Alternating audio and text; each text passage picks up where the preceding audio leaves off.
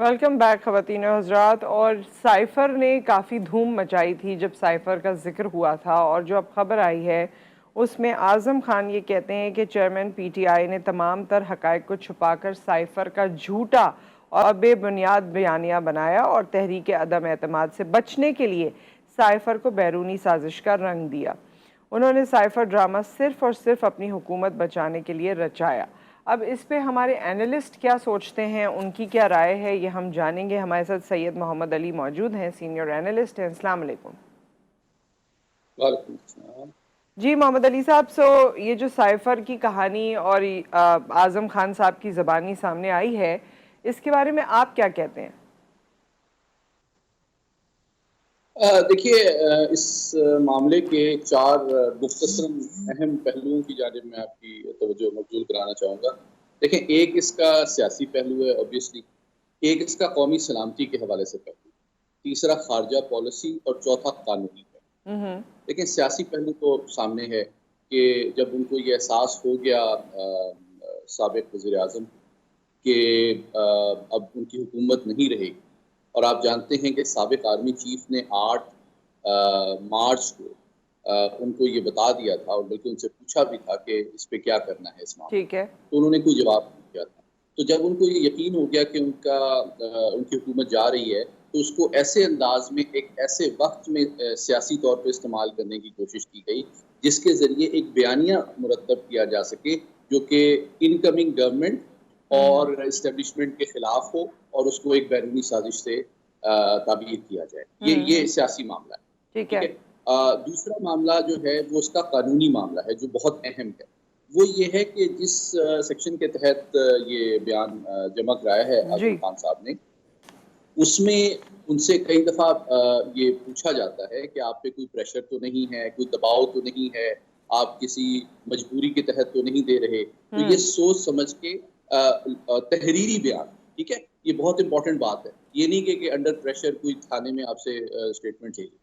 तो अगर कोई इस तरह की कोशिश की जाती है कि जी इसकी सेहत पे या इसकी नौयत पे या इसके माहौल पे तवज्जो कानूनी प्रोसेस की मबज़ूल की जाए, तो वो एक दूसरा मामला है। लेकिन इसका एक और एस्पेक्ट जो कानूनी बहुत अहम है वो ये है कि आप जानते हैं कि हमारे जो वज़ीर आज़म होते हैं, जो हमारी काबीना के रुकन होते हैं, वो जब हल्फ लेते हैं तो वो उसमें ये बात शामिल होती है कि वो मुल्की जो सीक्रेट्स हैं उनकी पासदारी करेंगे। अगर कोई अहम राज उनके इल्म में आएगा तो कौमी मफादात की पासदारी करते हुए वो उनका एहतराम करेंगे और किसी गैर मुतल्लिका शख्स से उसे शेयर नहीं करेंगे। सही। ये तमाम काबीना और प्राइम मिनिस्टर के हल्फ के स्पेसिफिक, बल्कि सदर के भी स्पेसिफिक हल्फ के अल्फाज हैं। ठीक है, तो ये इस हल्फ की भी खिलाफ वर्जी है कानूनी एतबार से, जो बहुत अहम मामला है। अच्छा, तीसरा मामला जो है वो खारजा पॉलिसी का है। आप जानती है कि बेहद मुख्तसर में कह देता हूँ, देखिए अमेरिका एक हकीकत है कि बड़ी ताकत है, हमारी सबसे बड़ी एक्सपोर्ट मार्केट है।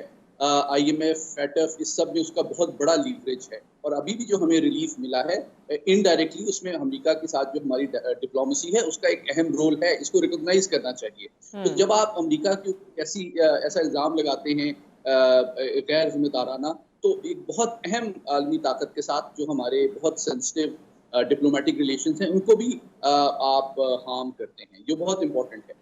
और अच्छा, चौथा इसमें पहलू मैं कौमी इसमें सलामती मैं का है। मोहम्मद अली साहब, इसमें मैं आपसे जानना चाहती हूँ, जी। ये बिल्कुल बजा है आपने जितनी बातें भी कही हैं। एंड ऑब्वियसली न सिर्फ इस मामले में बहुत सी और ऐसी न्यूज़ है, हैपनिंग्स हैं जो हमारी कौमी सलामती के लिए मसला बन सकती हैं, लेकिन ज़ाहिर है हम शायद उसे इग्नोर कर देते हैं, या फिर जब वक्त आता है तो उसके बारे में बात करते हैं। इस वक्त PTI के जितने भी फॉर्मर वर्कर्स रहे हैं या फॉर्मर जितने भी लोग उस टीम का हिस्सा रहे हैं, एक एक ने आके अपना बयानिया ज़ाहिर किया है, और वो ऑब्वियसली अगेंस्ट द चेयरमैन है या अगेंस्ट द पार्टी है।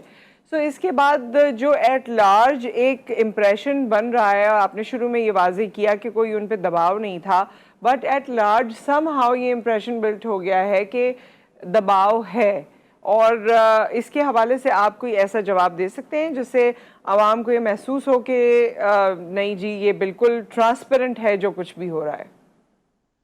देखिए, ये बिल्कुल एक अनबायस्ड हकीकत है कि अब ये जो मामलात معاملات پبلک کے سامنے آ رہے ہیں اور جیسے آپ نے حوالہ دیا جس انداز میں سامنے آ رہے ہیں یہ obviously ایک ڈیو پروسیس سے گزریں گے, ایک قانونی عمل سے گزریں گے. ابھی تو قانونی کارروائی کا آغاز ہوا ہے اس اسٹیٹمنٹ کے ذریعے سے. تو اب یہی جو آپ کا سوال ہے یہ تو عدلیہ بھی اٹھائے گی کہ اس کو انشور کہ یہ ڈیو پروسیس ہے, اس میں کوئی کوئرشن نہیں ہے, دباؤ نہیں ہے, لالچ نہیں ہے, تو اس حوالے سے اس کو انشور کرے گی, تبھی وہ اس بات کے جو لاجیکل, کیونکہ پی ٹی آئی کی مرکزی میڈیا سے بھی یہ بات سامنے آئی ہے, انہوں نے اس بات کو رد کیا ہے اور انہوں نے کہا ہے کہ یہ مصدقہ نہیں ہے, اور انہوں نے یہ بھی کہا کہ 1 ماہ سے تو لاپتہ تھے سابق سیکریٹری اعظم خان صاحب, تو اچانک سے وہ آئے اور اچانک سے یہ تمام چیزیں ہو گئیں, تو اس میں ایک ابہام کی سی کیفیت رہتی ہے, uncertainty ہوتی ہے, and obviously we cannot afford any more uncertainty. So in that context آپ کیا سمجھتے ہیں کہ کیسے لوگوں کو اس بات پہ یقین آ سکتا ہے, کیونکہ آگے ووٹنگ پروسیس بھی ہے, الیکشنز ہیں, تو لوگوں کو تو ان کے دلوں میں تو شاید بہت ساری کنفیوژنز ہی پنپتی رہیں گی. جی بالکل, بہت اہم سوال کیا آپ نے, اور یقیناً دیکھیں جس طرح میں نے ابھی کہا کہ ابھی تو یہ معاملہ شروع ہوا ہے قانونی پروسیس کا, تو اب یہ عدلیہ کے سامنے یہ سوال خود عدلیہ بھی اٹھائے گی تاکہ وہ اپنے آپ کو سیٹسفائی کرے کہ یہ پروسیس کسی پریشر, مجبوری, کوئرشن کے بغیر ہے. دوسری بات یہ جو آپ نے ان کی غیبت کے حوالے سے سوال کیا, تو obviously یہ معاملہ بھی جو ہے پچھلے سوال سے جڑا ہوا ہے کہ کہیں ان پہ کوئی دباؤ تو نہیں ہے, کوئی مجبوری تو نہیں ہے, کوئی اور ایشو تو نہیں ہے. تو یقیناً یہ معاملہ میں سمجھتا ہوں کہ ہمیں اس پہ قیاس آرائی سے گریز کرنا چاہیے, اور خود اعظم خان صاحب جب پیش ہوتے ہیں عدلیہ کے سامنے تو وہ خود اس کا جواب دیں گے کہ بھئی اس کو سیاسی مقاصد کے لیے استعمال نہیں ہونے دینا چاہیے, اور جو قانونی کارروائی ہے اس کو سیاسی پریشر اور معاملات سے الگ کرنا عدلیہ کے اوپر بھی ذمہ داری عائد ہوتی ہے کہ وہ کسی سیاسی پریشر اور دباؤ میں نہ آئے.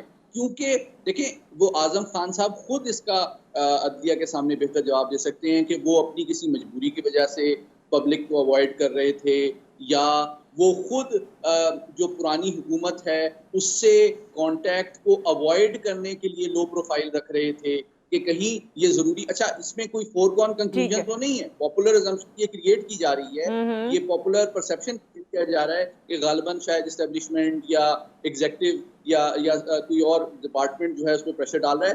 یہ بھی تو ممکن ہے کہ وہ خود اوائڈ کر رہے ہیں وہ پبلک میں آنا. ٹھیک ہے, پوائنٹ ٹیکن.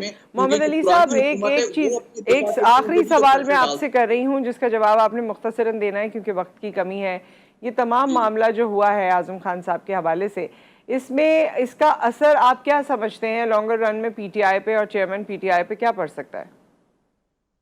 جی یہ بہت اہم معاملہ ہے, بہت حساس اور کرٹیکل معاملہ ہے 3 اعتبار سے جو میں نے پہلے بات کی. قانونی اعتبار سے بھی دیکھیں, کیونکہ اگر یہ بات ثابت ہو جاتی ہے عدالت میں کہ یہ آفیشل سیکرٹس ایکٹ کی بھی وائلیشن ہے اور کابینہ اور جو وزیر اعظم ہیں انہوں نے اپنے حلف کی بھی وائلیشن ہے, ٹھیک ہے, تو یہ قانونی اعتبار سے بہت سنجیدہ معاملہ ہے. دوسری بات یہ ہے کہ میں سمجھتا ہوں کہ اس کی نزاکت اور اس کی حقیقت اور اس کی صحت کا سب سے بڑا ثبوت یہ ہے, جس طرح آپ نے خود کہا کہ بتدریج تقریباً تمام جو ان کے کابینہ کے اراکین ہیں وہ اب اس بیانیے اور اس کابینہ کے سربراہ جو کہ سابق وزیر اعظم ہیں ان کی پوزیشن سے اپنے آپ کو ڈسٹینس کیوں کر رہے ہیں, کیونکہ وہ جانتے ہیں کہ یہ صحیح بات نہیں ہے اور اس میں وہ بھی پھنس جائیں گے.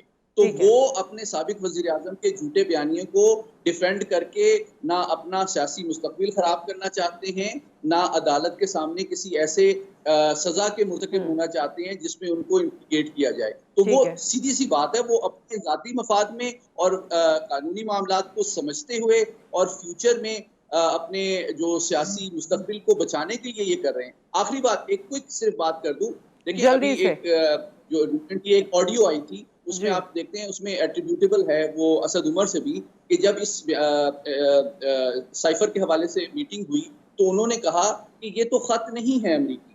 انہوں نے اپنے پہلی سٹیٹمنٹ میں سابق وزیر اعظم نے جب لہرایا اس کو تو انہوں نے کہا یہ امریکہ سے خط آیا ہے. انہوں نے کہا یہ خط تو نہیں ہے, یہ تو ہمارے اپنے سفیر کا مراسلہ ہے. تو سابق وزیر اعظم نے کہا کہ عام آدمی کو تو اس میں فرق نہیں پتا نا, تو ہم اسے کھیلیں گے. تو اصل میں یہ ہمارے قومی سلامتی اور ہمارے مستقبل اور ہماری خارجہ پالیسی سے کھیل رہے تھے. بہت بہت شکریہ محمد علی صاحب فار آل یور ٹائم, اور اللہ کرے کہ وہ تمام لوگ جو ہمارے ملک کے لوگوں کے جذبات سے کھیل رہے ہیں یا ان ملک کی سلامتی سے کھیل رہے ہیں، میں تو یہی دعا مانگوں گی آج پہلی محرم کو کہ اللہ تعالیٰ ان کو نیست و نابود کرے، جن کی سوچ ہمارے ملک کے حوالے سے خراب ہے، جو ہمارے ملک کے لیے نقصان دہ لوگ ہیں، اللہ تعالیٰ ان کو کیفر کردار تک پہنچائے اور ان لوگوں کو ہمارے لیڈر کی صورت میں لائے جو ہمارے لیے بہتر ہیں۔ ایک بریک آ گیا، بریک کے بعد ہم حاضر ہوتے ہیں۔